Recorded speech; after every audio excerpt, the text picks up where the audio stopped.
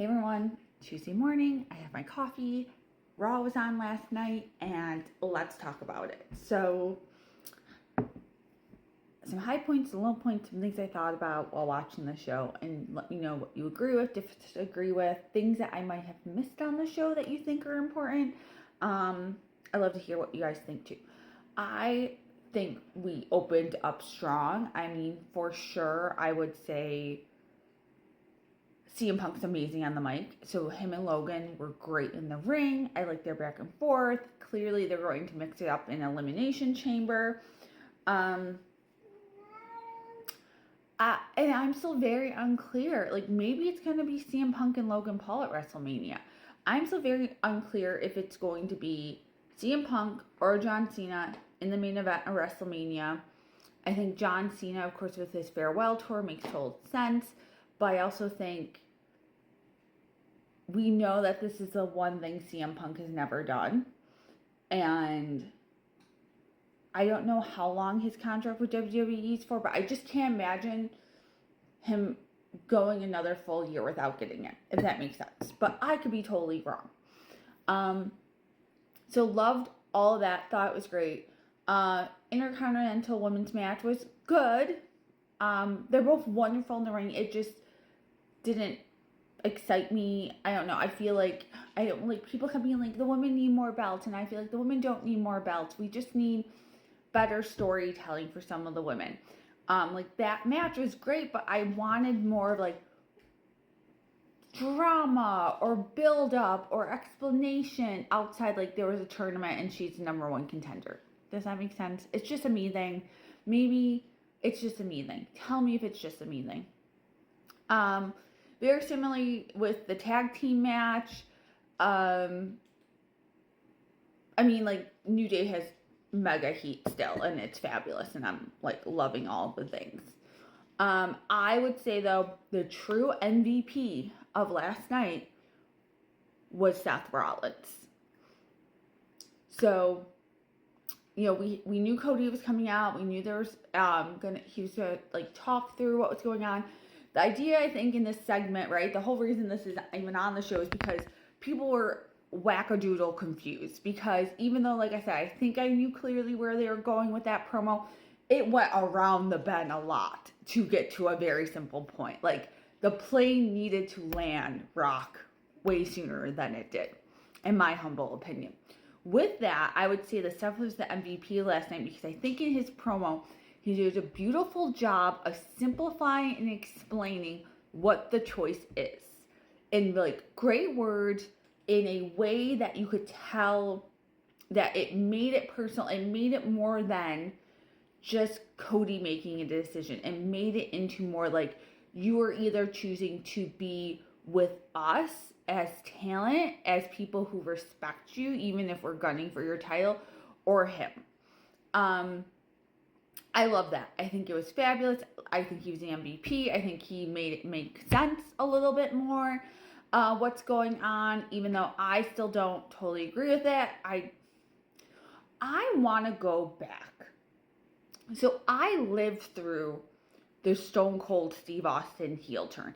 I was watching that WrestleMania live. WrestleMania 17, which to this day, even with that ending, is probably one of the best WrestleManias of all time in my brain to this day. 40's up there, but 17 lives rent free in my brain, certain matches to this day. I remember it as a failure. Like, people keep bringing it up. Yeah, like when Stone Cold went corporate. But in my mind, what I remember from that period of time, watching it in real time, I was young, so like I said, maybe I need to go back and rewatch it, was like the crowd, no one wanted to boo Stone Cold Steve Austin. Like, and I believe even in interviews on his podcast, he's talked about the failure of that heel turn.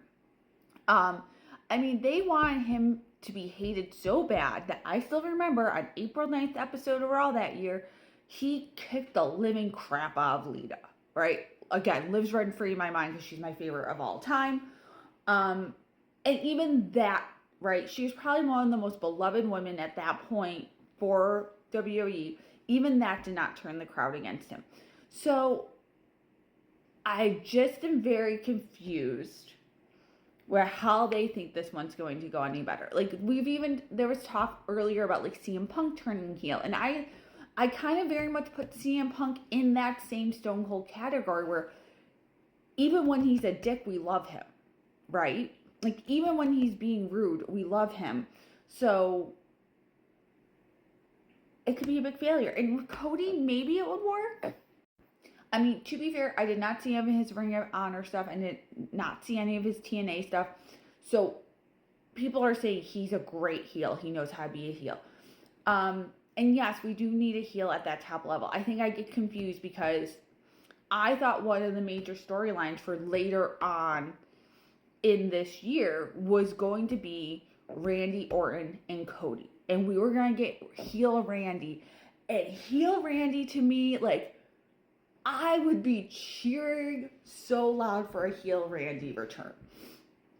I just would. I think he's incredible as a heel. He just does it better. He just knows how to do it at a level that is just chef's kiss. So if we get a Cody heel turn, what, like, Randy as a babyface in that scenario just does not sit as like, oh, this is going to be amazing in my mind as Cody and Randy being the heel. And maybe that's the flip point. We haven't seen Randy come back yet. Where is Randy in all this? Where is this going? So anyways, lots of scenarios still to play out, but I will say, to me, Seth MVP last night because he made it make a little bit more sense than it did on Friday night. Main event. I mean, like, I'm not a Raquel fan. We all know that. It's nothing against her. She's just not my favorite. And we'll talk about Mommy in a minute too, but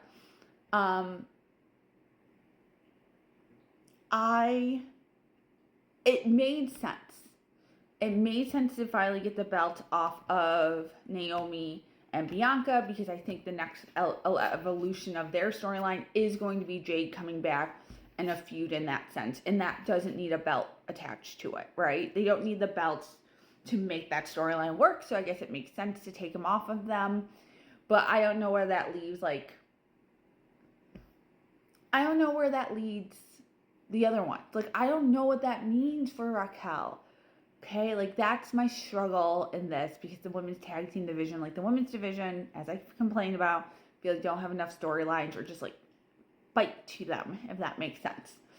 All right, two other quick things to highlight. Mommy's promo, amazing as ever. I'm very less invested in the women's elimination chamber than I am the men's elimination chamber coming up.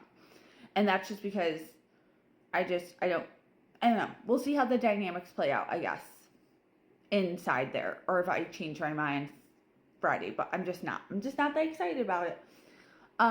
Maybe because there's not that great storytelling going on there right now. Maybe. I am excited to see Alexa Bliss in it, though. I will say that. That's, like, going to be the highlight for me. But great promo. Great to see her back. Hope she had a great honeymoon. Dear God, people, don't be showing up at her house. I just saw that tweet. Like, read the room, people.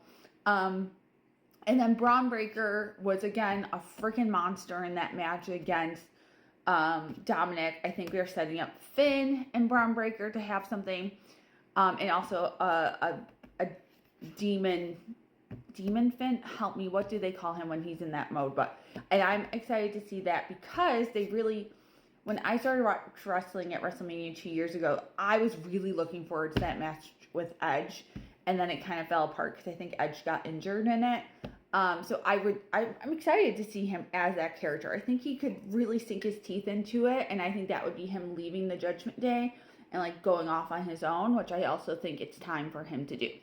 All right, those are my thoughts on Raw. I'm going to go work out. Let me know what you guys think, and I'll see you all on Saturday as we get ready for Elimination Chamber.